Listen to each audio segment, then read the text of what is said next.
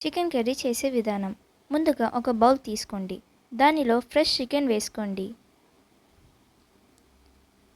దాని తర్వాత కొంచెం కారం వేసుకోండి.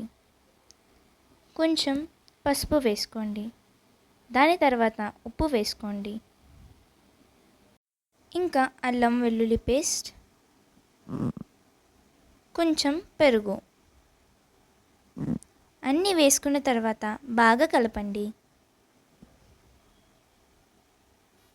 బాగా కలిపిన తర్వాత పక్కన పెట్టుకోండి.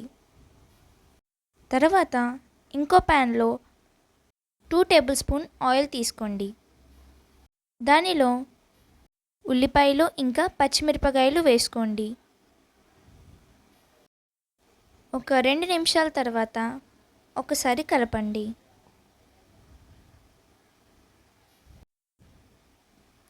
వేగిన తర్వాత మనం కట్ చేసుకున్న టమాటాలు వేసుకోండి. ఒకసారి కలపండి. టమాటాలు మగ్గిన తర్వాత మనం పక్కన పెట్టుకున్న చికెన్ వేసుకొని ఒకసారి కలపండి. ఒక 2 నిమిషాల తర్వాత పుదీనా లేదా కొత్తిమీర వేసుకోండి. మూత పెట్టండి. ఒక 3 నిమిషాల తర్వాత మూత తీసి బాగా కలపండి.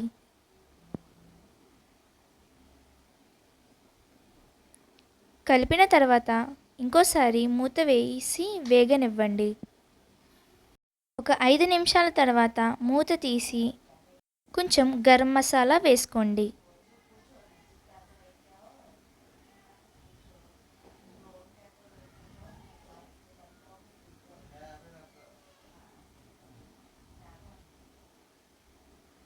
గరం మసాలా వేసుకున్న తర్వాత కొంచెం కలపండి.